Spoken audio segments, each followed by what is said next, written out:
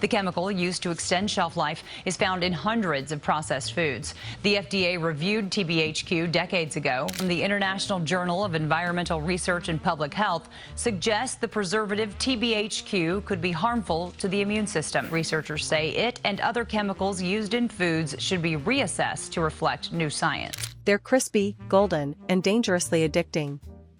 McDonald's fries have become one of the most iconic fast food items on the planet. For many people, they aren't just a side dish, they're the main reason for the visit.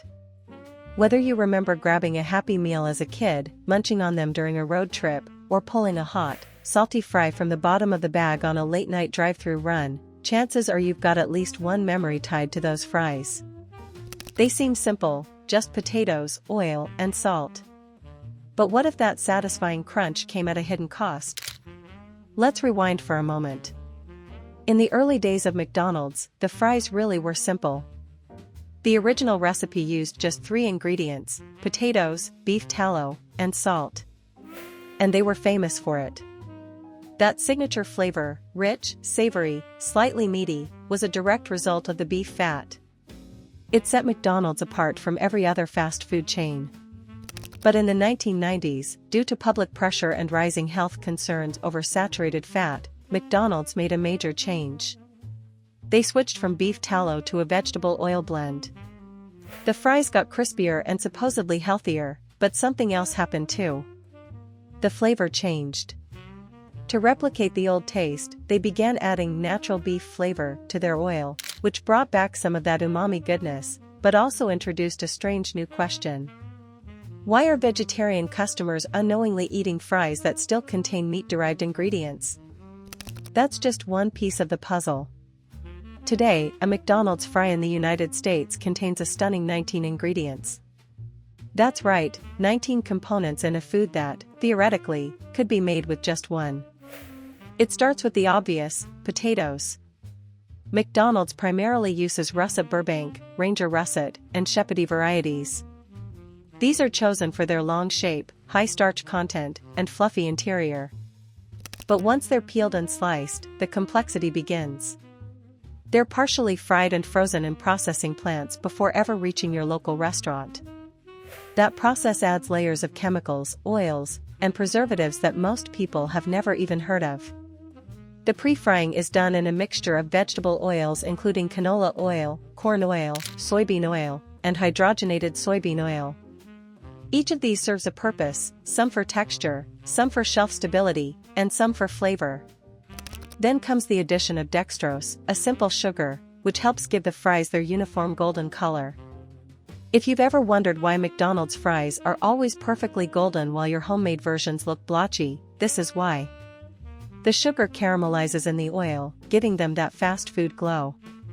There's also sodium acid pyrophosphate, a chemical that prevents the potatoes from turning gray after being sliced. It sounds like something out of a chemistry lab, and it is. But it's FDA approved in small amounts for food use, even if it doesn't exactly sound appetizing. Then there's the infamous natural beef flavor. This is a proprietary blend added to the oil that contains hydrolyzed wheat and milk derivatives. That means 2 things. First, these fries are not gluten-free. And second, they're not vegetarian, even if they don't technically contain chunks of meat. The flavor is designed to mimic the original beef tallow richness, and while it succeeds, it also creates ethical and dietary complications that McDonald's hasn't always been transparent about. Now comes one of the most controversial ingredients, TBHQ. That stands for tertiary butyl hydroquin, a petroleum-derived antioxidant used to preserve oils and extend shelf life. In McDonald's fries, TBHQ helps prevent the oil from going rancid during transport and storage. The FDA permits its use in foods, but only in very small quantities, no more than 0.02% of the oil content. That sounds tiny, but here's where things get murky. Studies on rats have linked high doses of TBHQ to tumors, vision problems, liver enlargement, and DNA damage. While these doses are much higher than what humans typically consume, it raises an uncomfortable question: should we be eating any amount of a chemical that's also used in varnishes and resins? And TBHQ isn't just controversial in the United States, it's outright banned in some other countries. In Japan and several European nations, regulations prevent the use of TBHQ in food. That means McDonald's fries made for those countries have to be formulated differently. In the UK, for example, the fries contain fewer ingredients overall: potatoes, vegetable oil, and dextrose, mainly. No TBHQ. No beef flavoring. No sodium acid pyrophosphate. Just the basics. And yet the fries are still wildly popular. They still taste good. They still sell in massive quantities. So why can't the US have the cleaner version? The answer lies in cost, logistics, and food politics. The American fast food industry is structured around mass production, long-distance shipping, and maximizing shelf life. Ingredients like TBHQ make that system work. They keep oils stable, reduce waste, and ensure a consistent product across tens of thousands of locations. McDonald's, like many chains, uses a centralized supply chain model that favors uniformity over minimalism. If one factory's oil starts going bad quicker than another, that's a problem. TBHQ solves it. But the trade-off is that Americans end up eating fries filled with synthetic compounds that their European counterparts never touch. Another ingredient worth pausing on is citric acid, which McDonald's includes to preserve freshness and enhance flavor. It sounds benign, it's found in lemons and oranges, after all. But in processed food, citric acid is often derived from black mold grown on corn syrup, not fruit. It's safe for most people, but for those with mold allergies or corn sensitivities, it can cause reactions. Again, it's not about whether the ingredient is technically legal, it's about whether consumers understand what they're actually eating. Now let's talk about the oils used for final frying. Once the pre-cooked fries arrive at your local McDonald's, they're fried again in a different blend of oils: canola, corn, and soybean. These oils are cheap, readily available, and create that signature crisp. But they're also high in omega-6 fatty acids, which can cause inflammation when consumed in excess. The American diet is already overloaded with omega-6 due to widespread use of vegetable oils in processed foods. Adding more through fries only amplifies the imbalance.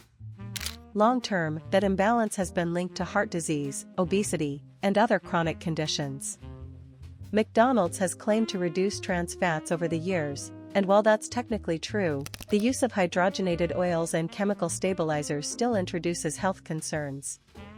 The line between safe and harmful isn't always clear-cut. It often depends on frequency, dosage, and individual sensitivity. But how many people eat McDonald's once a week? Twice? More? It adds up. Another layer to this story is the psychological engineering. McDonald's doesn't just sell fries, they sell a sensory experience. The golden color, the crunchy exterior, the fluffy interior, the balanced saltiness, all of it has been perfected through years of food science. These fries are designed to stimulate dopamine, the brain's reward chemical. In other words, they're meant to be addictive. And with every bite, you're reinforcing that loop. This isn't a conspiracy, it's business. Fast food companies spend millions on flavor labs to make sure their products hit just the right balance of sweet, salty, and fatty. That's why you can't stop at just one. But what's the long-term cost of that perfection? Nutritionally, McDonald's fries are empty calories. They're high in carbs, fats, and sodium, with almost no fiber, protein, or micronutrients. A medium fry contains around 320 calories, 16 grams of fat, and 260 milligrams of sodium. Add ketchup, and those numbers climb even higher. It's not that eating fries is evil, it's that many people don't realize how little real nutrition they're getting in exchange for the chemical cocktail they're consuming. Let's not forget sustainability. All those ingredients don't just impact human health, they affect the environment. The farming methods used to grow potatoes at scale often rely on pesticides and chemical fertilizers.